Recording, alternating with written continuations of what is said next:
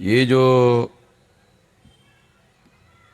सामाजिक और राजकीय वर्तमान स्थिति में सत्यशोधक आंदोलन की प्रासंगिकता अगर हम जानना और समझना चाहते हैं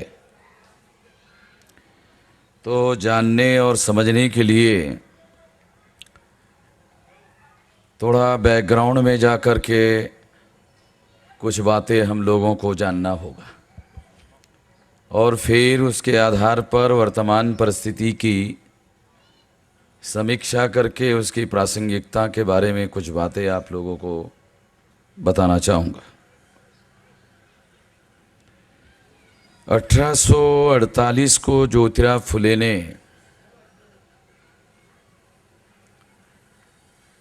इस आंदोलन को शुरू किया। अगर हम ऐसा मानते हैं ज़्यादा सक्रिय रूप से,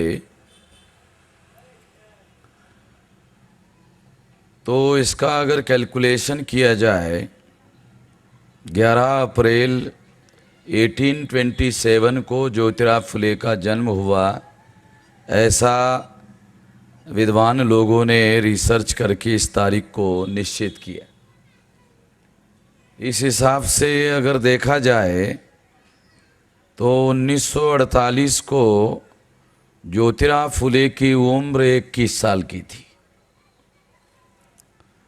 27 और 48, 21 साल की उम्र, और उम्र के 21वें साल में उन्होंने इस आंदोलन को शुरू किया। ये निश्चित रूप से विचारणीय मुद्दा है। इसके बारे में निश्चित रूप से बहुत गंभीरतापूर्वक संशोधन करने की आवश्यकता है। ऐसा मैं मानता हूँ कि आज के तारीख में ज्योतिराव फुले को हम लोग अपना प्रेरणा स्रोत मानते हैं। क्यों मानते हैं? कि उन्होंने इस आंदोलन को चलाया और हम लोगों को हक और अधिकार हासिल करने के लिए जो आंदोलन चलाया, उस आंदोलन को सफलतापूर्वक नेतृत्व प्रदान किया। उसी आंदोलन का बहुत गहरा परिणाम और प्रभाव भारत पर आज भी दिखाई देता है। तो इस वजह से ज्योतिराव फुले हमारे लिए आज प्रेरणा का स्रोत है कि उन्होंने इस आंदोलन को चलाया, सफलतापूर्वक नेतृत्व किया। मगर जब वो 21 साल की उम्र के थे, आज तो ज्योतिराव फुले हमारे प्रेरणा का स्रोत है, मगर जब उन्होंने इस काम को शुरू किया तो उनकी प्रेरणा का स्रोत कौन थे?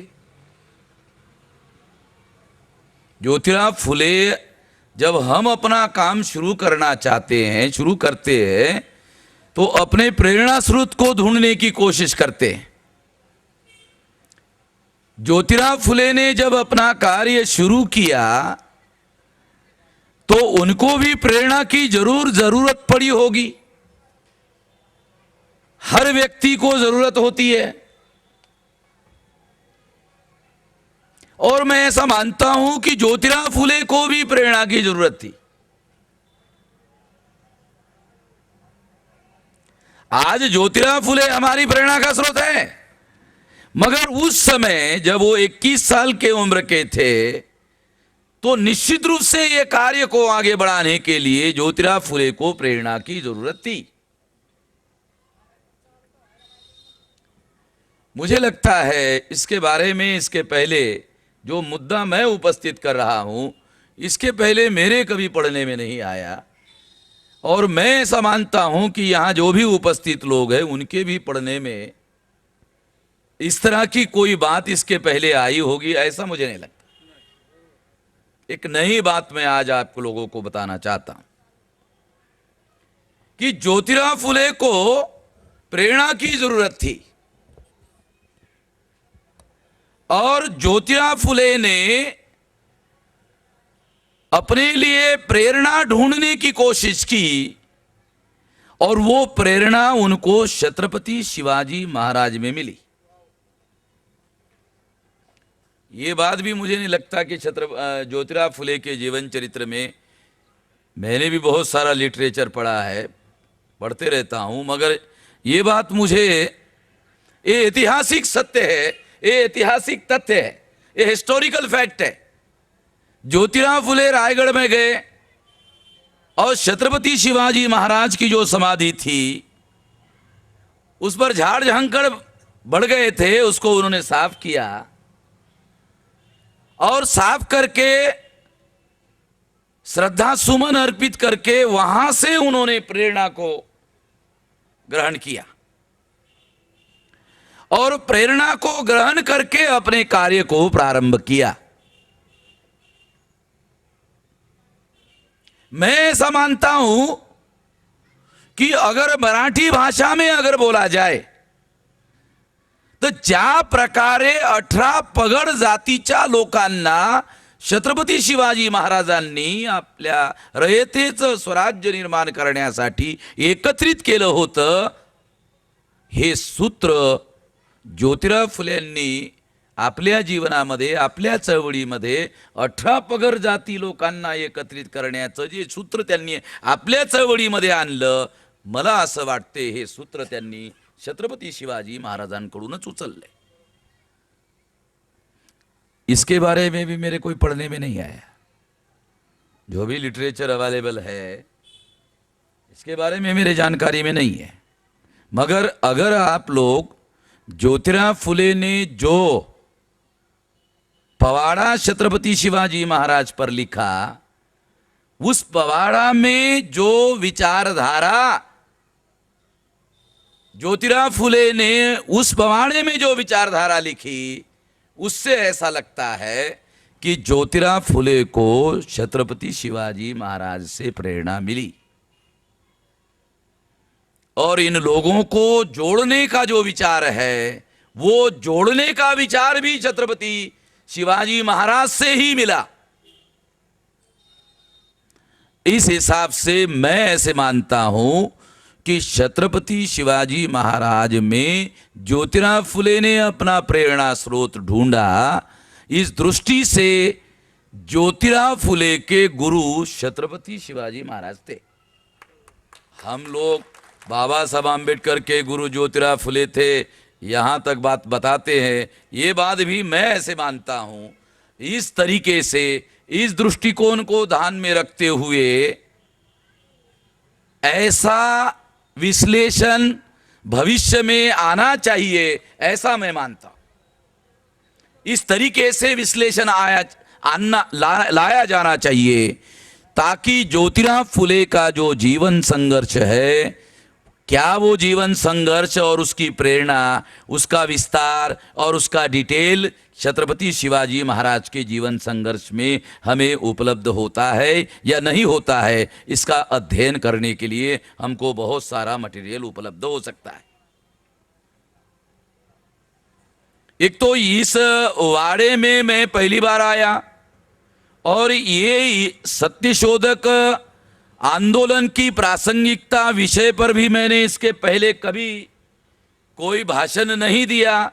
मैं लगभग हर दिन देश भर में बोलते ही रहता हूँ और इस विषय पर मैंने कभी महाराष्ट्र में भी कही, इसके पहले मैंने कभी कोई बात नहीं की। मगर आज मुझे अवसर मिला तो निश्चित रूप से मैं कुछ बातें आप लोगों के सामने, कुछ नई बातें आप लोगों के सामने रखना चाहता हूं और इससे हमारे आंदोलन के लिए नुकसान नहीं, ज़्यादा से ज़्यादा फायदा होगा, ऐसा मैं मानता हूं। तो ये खास बात जो है कि छत्रपति शिवाजी महाराज का जो जीवन संघर्ष है, उससे ज्योतिराव फुले ने प्रेरणा ग्रहण की और इसलिए ज्योतिराव फुले ने भी दादूजी कोंडदेव छत्रपति शिवाजी महाराज के गुरु थे, इस बात को ज्योतिराव फुले ने भी नहीं माना।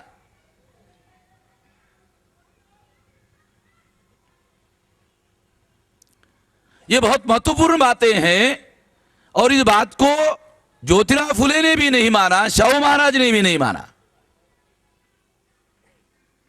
साथियों, जो बात इस विषय के संदर्भ में विस्तार से मैं भविष्य आने वाले समय में बताने वाला हूं, बहुत महत्वपूर्ण बातें बताने की दृष्टि से मैं आज आपके सामने उपस्थित हूं।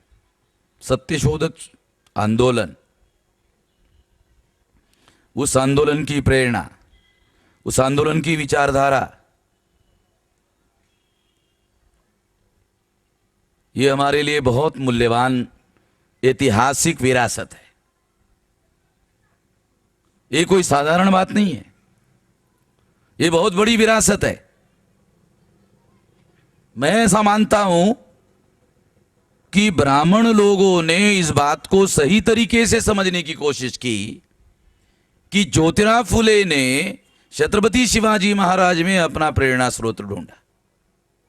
ब्राह्मणों को यह बात समझ में आई थी, और इसीलिए जिस छत्रपति शिवाजी महाराज में ज्योतिराव फुले ने अपना प्रेरणा स्रोत ढूंढा था, उसी छत्रपति शिवाजी महाराज को महाराष्ट्र के ब्राह्मणों ने, वो केवल मुसलमानों के विरोधी थे ऐसा चरित्र छत्रपति शिवाजी महाराज का, ब्राह्मणों ने छत्रपति शिवाजी महाराज का जो जीवन संघर्ष लोगों के सामने रखने की कोशिश की, उससे ज्योतिराव फुले का जो प्रेरणा स्रोत है, उस प्रेरणा स्रोत से उन्होंने अलग करने की कोशिश की, ऐसा मैं मानता हूं।